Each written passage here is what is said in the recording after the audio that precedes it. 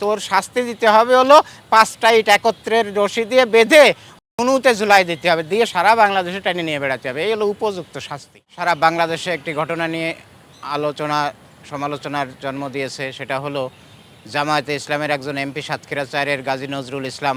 উনি একজন বীর মুক্তিযোদ্ধা এবং জামায়াতে ইসলামের একজন রোকন, পাশাপাশি কয়েকবারের সংসদ সদস্য। তা এই নজরুল ইসলাম সাহেব যে ঘটনা ঘটাইছে সেটা আপনারা আসলে মিডিয়ার মাধ্যমে সবাই দেখছেন, তার ভিডিও দেখছেন। 17 বছরের একটা মেয়ে এবার সম্ভবত এসএসসি পরীক্ষা দিয়েছে, তা তার সাথে তার নাকি একটা ভর্তি অথবা চাকরির বিষয়ে একটা আবেদনপত্রে সুপারিশ করেছে এই গাজী নজরুল ইসলাম এমপি। সুপারিশ করার পরে তার সাথে আসলে যেভাবে মনে একটা অনৈতিক সম্পর্ক তৈরি হয়ে গেছে, বিষয়টা এরকমই মনে হয়েছে আমাদের কাছে, যেটা হলো তার একটা সুপারিশ করেছে আবার তাকে একটু আদর করতেও চায়, এরকম একটা ভাব। তো সেটা করে ঢাকা শহরে এই ঘটনা, সেটা হলো একটা হোটেলের রুম অথবা ভাড়া নেওয়া একটা বাড়ির ভিতর একটা রুমের ভিতর তার সাথে দেখা যাচ্ছে একেবারে অন্তরঙ্গ মুহূর্ত, যেটা কোনোভাবেই মানানসই না, মানা যায় না। সেটা হলো তার বয়স 75 অথবা 70, কোথাও কোথাও আসছে 70, কোথাও কোথাও আসছে 75, আমি 70ই ধরে নিলাম। আর এই মেয়ের বয়স 17, সে এখনও সাবালিকায় হয় নাই। তারপরে যে ঘটনা, এইভাবে ধরা পড়ার পরে লোকজনের কাছে এই যেভাবে ভিডিও করা হয়েছে, যেভাবে দেখলাম, এই ধরা পড়ার পরে সে বলতেছে যে আমি ভুল করেছি, অন্যায় করেছি, আমাকে মাফ করে দাও, এরকম একটা কথাও তার মুখ দিয়ে শোনা গেল ভিডিওতে। প্রথমে অনেকে বলছিল, বা তার জামাত ইসলামের পক্ষ থেকে প্রথমেই বলা হয়েছিল যে এটা এআই দিয়ে করা, পরে বলে যেহেতু তার নিজেই স্বীকারোক্তি দিয়েছে, তারপরে বলছে না, তারপরে দল থেকে তাকে ওই তার বিরুদ্ধে শাস্তিমূলক ব্যবস্থা নেবে, এরকম ঘটনা বলছে। কিন্তু আমার বক্তব্য হলো যে তার মতো একজন লোক, যে হলো জাতীয় সংসদের সদস্য, অর্থাৎ ওই আইন পরিষদের একজন সদস্য, রাষ্ট্রের আইন পরিষদের একজন সদস্য, অর্থাৎ রাষ্ট্রের একজন আইন প্রণেতা, তার কাছ থেকে এরকম অনৈতিক কাজ করবার, এরকম মানে কিছু আশা করা মানে কল্পনার বাইরে। এই নজরুল ইসলাম সাহেব এর নাকি আরও অনেক তথ্য এরকম আছে, সামনে আসবে, এরকম অনেক কথা পাওয়া গেছে। তা সে বলতেছে যে আমার ড্রাইভার এগুলো খুব সুকৌশলে ভিডিও করে এগুলো ছাড়ছে। কৌশলে ভিডিও করে ছাড়ুক, আমি এই কাজটা কেন করব? এটাই তো কথা। তারপরে সে সাথে সাথে করছে কি, তার আগের স্ত্রী, বড় স্ত্রী দিয়ে সে ফেসবুকে সার্চে যে আমার স্বামীর বিরুদ্ধে যেগুলো বলা হচ্ছে এটা ঠিক না, সে তাকে বিয়ে করছে। বিয়ে 70-75 বছরের বুড়ো কেন 17 বছরের মেয়ে বিয়ে করবে? আমি ধরে নিলাম বিয়ে করেছে, সব ঠিক আছে। তারপরে বলতেছে যে 17 জুন তার বিয়ে হয়েছে। 17 জুন বিয়ে হলে তো আমরা 17 জুনেই জানবো যে অনুষ্ঠান হয়েছে, বিয়ে হয়েছে। একজন এমপি যদি বিয়ে করে এটা আসলে জানাজানি হয়ে যায়, দলীয় ফোরাম থেকে ওকে এমনি অটোমেটিক মানুষ জানে যায়। আর এটা নিয়ে তো ওই সময় আলোচনা হওয়ার কথা যে 17 বছরের মেয়ে বিয়ে করছে জামাতে ইসলামের 75 বছর বয়সের একজন এমপি। সে বাংলাদেশের স্বাধীনতা যুদ্ধের একজন সনদপ্রাপ্ত মুক্তিযোদ্ধাও বটে এবং জামাতের একজন রোকন, বড় পদে এবং এমপি। তা এখন এই অবস্থায় আসলে যে ঘটনাটা ঘটাইছে, যা হয়েছে, কোনোভাবেই মেনে নেওয়ার মতো না। আমার কথা যে বিয়ে হবে ছেলে মেয়ের, তাদের বয়সের ডিফারেন্স থাকবে 2-3 বছর সর্বোচ্চ, যে কারো এই হবে কথা। তা ওনার বয়স যদি 70 হয়, তা ওই যারা বিয়ে করলো তার বয়স তো হওয়ার কথা ওই 67-68 বছর। তা সেই মেয়ের বয়স হলো 17 বছর। তার তো স্ত্রী আছে, সে আবার কেন এই 17 বছরের মেয়ে বিয়ে করতে হবে তার? এটা সম্পূর্ণ নাটক। সেটা হলো ওই 17 জুন বিয়েটি, এগুলো ফাও কথা। এই ধরা পড়ছে, ধরা পড়ার পরে এমপি তার এলাকার লোকজনরে কোনো কাজী অফিসের সাথে কথা বলে সে নতুন করে কাবিন বানাইছে। এই হলো কাহিনী। এই বানাইয়ে সাথে সাথে এইভাবে ঠেক দেওয়ার চেষ্টা করছে বিষয়টা। তা আমার কথা যে ধরে নিলাম সে বিয়েই করছে 17 জুন, 1 মাস আগে। তা বিয়ে করবে, তারে কেন বিয়ে করতে হবে? তার যে বয়স, তার তো বিয়ে হবে ওই মরিয়মের নানি অথবা দাদির সাথে, তাহলে তাই মানানসই বিয়ে হতো। মরিয়মের সাথে কিসের বিয়ে? তার বয়স 17 বছর, 16 বছর, কেন তাকে বিয়ে করতে হবে? তার বউ তো আছে। একজন পার্লামেন্ট সদস্য, একজন আইনসভার সদস্য যদি এইগুলো করতে পারে, এইগুলো করে, এটা কেউ মেনে নিতে পারে? অনেকে বলতে এসেছে জামাতে ইসলামের এমপি, জামাতে ইসলামরা এরকম, ইসলামী দল যারা করে তাদের চরিত্র এরকম। এটা ভুল কথা। কারণ জামাতে ইসলাম দল থেকে কি বলে দেছে তারে যে তুমি এইগুলো করো? এটা কি দলের নির্দেশে হয়েছে না দল বলে দেছে? এটা বিএনপি, আওয়ামী লীগ, জামাতে ইসলাম, জাতীয় পার্টি যাই বলেন, বিভিন্ন দলে এরকম লোক অ্যাভেলেবেল আছে, প্রচুর এরকম লোক আছে সব দলেই। এটা অস্বীকার করার কিছু নেই। কেউ ধরা খাচ্ছে, কেউ খাচ্ছে না। অতীতে এরকম ঘটনা অনেক ঘটছে, আমরা জানি। এদেশের এই যে বর্তমান সংসদে 350 এমপি আছে, কেউ বুকে হাত দিয়ে বলতে পারবে যে না আমি খুব ভালো মানুষ?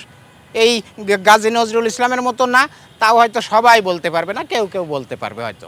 তা এরকম খারাপ লোক আছে দেশে, কিন্তু এই রকম অনৈতিক কার্যকলাপ যদি একজন আইনসভার সদস্য করে, এটা সে যে দলেরই হোক, যে দলের হোক, যে মতের হোক, এটা আমরা মেনে নিতে পারি না। আর জামাতে ইসলামকে বলবো, আপনারা জানেন না যে আপনাদের শত্রু একেবারে 6টা দিক, ডানে বামে পিছনে সামনে উপরে নিচে, আপনাদের শত্রু একেবারে গাছে গাছে পাতায় পাতায় ডালে ডালে ঘুরে বেড়ায় আপনাদের শত্রু। আপনারা জানেন না, আপনারা যেসব নেতাকর্মী আছেন জামাতে ইসলামের, কারণ আপনারা এদেশের সামনে ক্ষমতা আসতে পারেন, আসবেন, সে একটা অবস্থান তৈরি হচ্ছে এই জামাতে ইসলামরে ক্ষমতায় আনতে চায় না কারা, আপনারা জানেন না? প্রতিবেশী শত্রু দেশ, তাদের দালাল যারা আছে, ওই চেতনা ব্যবসায়ী যারা আছে। তারপরে সবচেয়ে বড় দুঃখজনক বিষয় হলো, এদেশের বড় একটা রাজনৈতিক শক্তি আপনাদের সমমনা ছিল, আপনাদের বন্ধু ছিল, কিন্তু সেই দলের প্রতিষ্ঠাতা এবং সেই দলের প্রধান নেত্রী মারা যাওয়ার পরে এই দলও এখন আপনাদের শত্রু। এই দলেরই অধিকাংশ মানুষ এখন আপনাদের শত্রু, তাদের কথাবার্তায় কার্যকলাপে যা বোঝা যায়। তার মানে এখন আপনাদের শত্রু অনেক বেড়ে গেছে। আগে আপনাদের শত্রু ছিল মাত্র আওয়ামী লীগ, এখন আপনাদের শত্রু অনেকে, কারণ আপনারা জনপ্রিয়তা অর্জন করে সামনে ক্ষমতার মসনদে আসতে পারেন, এই জন্য আপনাদের শত্রুর আর অভাব নাই। আপনাদের সেই পুরনো বন্ধু, পুরনো মিত্ররা এখন আপনাদের শত্রু। তাহলে বোঝেন যে আপনারা কিভাবে চলবেন, কত সতর্ক হয়ে চলা উচিত আপনাদের। আপনাদের শত্রু ডালে ডালে, গাছে গাছে, পাতায় পাতায়। আর আপনাদের এই দলের একজন দায়িত্বশীল ব্যক্তি যদি এইভাবে অনৈতিক কাজকর্ম করে বসে, এইরকম হোটেলে দূরে কোনো বাসায়, তারপরে সে যদি এইভাবে ট্র্যাপে পড়ে, এইভাবে ষড়যন্ত্রের শিকার হয়ে, তাকে ওই যে সেই গ্রামগঞ্জের সেই ওই ছোটোখাটো প্রেমের ঘটনা ঘটে না, তারপরে মানুষ ধরে তার কাছ থেকে টাকা আদায় করে, তো সেরকম ঘটনা ঘটছে, লোকজনে যায় তারে ধরছে, ভিডিও করা হচ্ছে, কত ষড়যন্ত্র এর পিছনে আছে। ঘটনা সত্য এবং ধিক্কার জানায় এরকম ঘটনাকে, কিন্তু ষড়যন্ত্রটাও কত দেখছেন আপনারা। আর আপনারা এইভাবে ঘুরে বেড়ান, জামাতের নেতাকর্মী কিছুই মনে করেন না। আপনারা বুঝতে পারেন না যে আপনাদের শত্রু আপনাদের ডালে ডালে পাতায় পাতায়। আপনাদের তো সেইভাবে সতর্ক হয়ে চলতে হবে। এই নজরুল যে ঘটনা ঘটাইছে, এটা কোনোভাবেই দলের দায় না, দল তাকে বলে দেয় নাই তুমি এগুলো করো, এটা সারা দেশের মানুষ যেটা বলতেছেন। এরকম ঘটনা বিএনপি, আওয়ামী লীগ, জাতীয় পার্টি বিভিন্ন আমলে বিভিন্ন লোকে করছে, এখনও হয়তো চলতেছে, কেউ ধরা খাচ্ছে, কেউ ধরা খাচ্ছে না। আর এই যে যেটা ঘটনা ঘটছে, এর জন্য দল দায়ী না। এরকম বিএনপির কেউ হলেও আমি বিএনপিকে দায় দেবো না, কারণ বিএনপি তাকে শিখাই দেয় নাই বা শিখাই দিত না। আওয়ামী লীগও তাই, তাদেরকে যত খারাপই বলি। তারপর জাতীয় পার্টি টার্টি যা আছে, দল শিখায় দেয় না যে তুমি এইসব অন্যায় অকাম কুকামগুলো করে আসো। তো এটা না, এটা সম্পূর্ণ ব্যক্তির দায়, দলের কোনো দায় নাই। আর হলো এই গাজী নজরুল যেটা করছে, কোনোভাবেই মানার মতো নয়। সে বিয়ে করবে তো ওই মরিয়মের দাদি বা নানিরে, তার যদি বিয়ে করা লাগেই, তার তো বউ আছেই, আর একটা বিয়ে যদি করতেই হয় ওই 60-65 বছর বয়সের একজন মহিলারে বিয়ে করবে। কেন এই 16 বছরের মরিয়মের সাথে তার এইভাবে অনৈতিক সম্পর্ক করে, এইভাবে তারে ট্র্যাপে ফেলে, তারপরে এই ধরা পড়ে তারপরে বলতে হয় যে আমি বিয়ে করছি। তাও আমরা 1 মাস আগেই জানতাম যে গাজী নজরুল ইসলাম এমপি আবার বিয়ে করছে। 1 মাস আগে কেন আমরা জানি নাই? এগুলো সম্পূর্ণ ধরা পড়ার পরে বাঁচার একটা চেষ্টা, অপকৌশল। ধিক্কার জানাই এগুলো। আমার কথা হলো যে একজন পার্লামেন্ট সদস্য, একজন আইনসভার সদস্য এগুলো করলে, এই অনৈতিক কার্যকলাপের সাথে জড়িত থাকলে, আমি তারে মনে করবো সে মস্তিষ্ক বিকৃত লোক, সে হলো ওই কুরুচিপূর্ণ একজন মানুষ, সে হলো ওই নৈতিকতা স্খলনজনিত কারণে সে একজন মানে সেই অপ্রতিষ্ঠ মানুষ। তাকে আসলে কোনোভাবেই তার এই কার্যকলাপকে মেনে নেওয়া যায় না। তার সাথে এই কোনোভাবেই আর এই সামাজিকভাবে মানুষের বয়কট করতে হবে, তার উপযুক্ত শাস্তি দিতে হবে, দল থেকে তাকে বহিষ্কার করে দিতে হবে। দল থেকে আজীবনের জন্য বহিষ্কার করে দেওয়ার পরে তার হয়তো সংসদ সদস্য পদও থাকবে না। সংসদ সদস্য পদ না থাকার পরে ওখানে উপনির্বাচন হবে, আসন শূন্য ঘোষণা হয়ে, সেটা নির্বাচনে যে কেউ এমপি হয়ে আসুক, কোনো সমস্যা নেই। ওনার মতো মানুষকে আর এইখানে রাখা যায় না। উনি বীর মুক্তিযোদ্ধা ছিল, একজন 71 সালের যুদ্ধে সনদপ্রাপ্ত মুক্তিযোদ্ধা, জামাতের একজন রোকন, কিন্তু তার কাছ থেকে এই রকম আচরণ, এই রকম নৈতিক স্খলনজনিত আচরণ আমরা আশা করতে পারি না। আর আমার বক্তব্য হলো, আমি একটু বেশিই বলবো, সেটা হলো এই নজরুলের মতো যারা আছে, বা এই নজরুলকে পাবলিকের থেকে সাজা দেওয়া হোক, তার হলো সর্বোচ্চ শাস্তি দিতে হবে। হাতে ধরে ওর হলো ওই খারাপ ভাষায় বলি, নুনতে 5 কান ইট বান্ধে জুলাই দিতে হবে, দিয়ে সারা বাংলাদেশ ঘুরাই নিয়ে বেড়াতে হবে ও জুতার মালা গলায় দিয়ে। এই করতে হবে যাতে ভবিষ্যতে কোনো আর ওই আইনসভার সদস্য এরকম কিছু করতে সাহস না পায়, এইগুলো আর না করে। আমার বক্তব্য এটাই, ওর এই শাস্তি দিতে হবে। তারপরে ও আসলে কেমন মানুষ আমি বলি, কেমন মুরব্বি, টুপিওয়ালা, দাড়িওয়ালা, ওই 2টা ছেলে একটা মেয়েকে ধাওয়া করছে।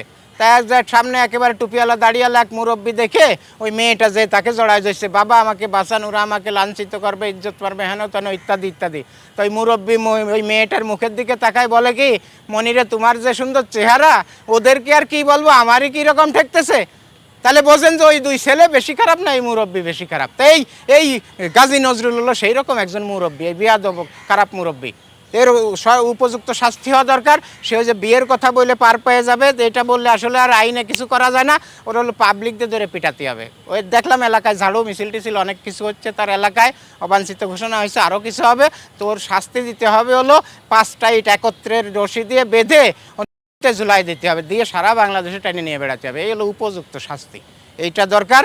আর দলের থেকে দ্রুত সিদ্ধান্ত নিক, তার মতো লোক দরকার নেই দলে, তার মতো এমপি এই সংসদে দরকার নাই, তার এমপিত্ব চলে যাবে, তার দলীয় সকল পদ পদবীর থেকে তাকে বহিষ্কার করতে হবে, যাতে এরকম সাহস আর কেউ না পায়। আর এই বিষয়টা মানুষ বলতেছে জামাতের নেতা, জামাতের নেতা কোনো বিষয় না, ওটা তার ব্যক্তিগত বিষয়, দল বলে দেয় নাই যে তুমি এইগুলো করো, তাই সে করতেছে, এটা দলের দায় আসে না। তারপরে ওই দল করে, মানুষ একটা কথা বলতেই পারে, কিন্তু আমার কথা যে দ্রুত দল সিদ্ধান্ত নিক, তাকে একেবারে আজীবনের মতো দল থেকে বহিষ্কার করুক, আর পাবলিক থেকে তার ওই উপযুক্ত শাস্তি দেওয়া হোক। কারণ এদের মতো মানুষকে আসলে বাঁচায় রাখাই ঠিক না। সে বিয়ে করবে 60-70 বছর বয়সের ওই মরিয়মের দাদিরে বা নানিরে, যদি বিয়ে করতেই হয়, তা সে ওই 16 বছরের মরিয়মরে কেন বিয়ে করবে? তারে কেন এইভাবে ফাঁদে ফেলে তারপরে বাঁচার জন্যই বলবে যে এই বিয়ে করলাম? কেন তারে বিয়ে কেন করতে হবে? সে বিয়ে করবে তো তার মতো বয়সী আর একজনকে। আর অনেকে বলে যে না সাইডে বিয়ে আছে, আমাদের নবী অনেক বিয়ে করছে। এই বাংলাদেশ না, সারা পৃথিবীর কোনো মানুষ যদি জন্য এই পৃথিবীর এই মহামানব হজরত মোহাম্মদ সাল্লাল্লাহু আলাইহি সাল্লামের সাথে কারোর জন্য কোনো তুলনা কেউ না করে, কেউ যেন তুলনা না করে যে হজরত মোহাম্মদ এই করে গেছে তাই এইগুলো করছে, ঠিক আছে, খবরদার। এই পৃথিবীর শ্রেষ্ঠ মানুষ, শ্রেষ্ঠ মহামানব, তার সম্পর্কে কারোর কোনো তুলনা চলে না তার সাথে। এই তুলনা যেন কেউ না দেয়, কেউ না করে, এটা সাবধান হয়ে যাবেন আপনারা। হজরত মুহাম্মদের কোনো কার্যকলাপ, কোনো কিছুর সাথে যেন আপনারা কেউ কারোর তুলনা না দেন, এটা করবেন না। কারণ এর মতো এই নজরুলের মতো বিয়াদব, এদেরকে সাইজ করতে হবে, এদেশে যেন আর এরকম ঘটনা কেউ না ঘটায়।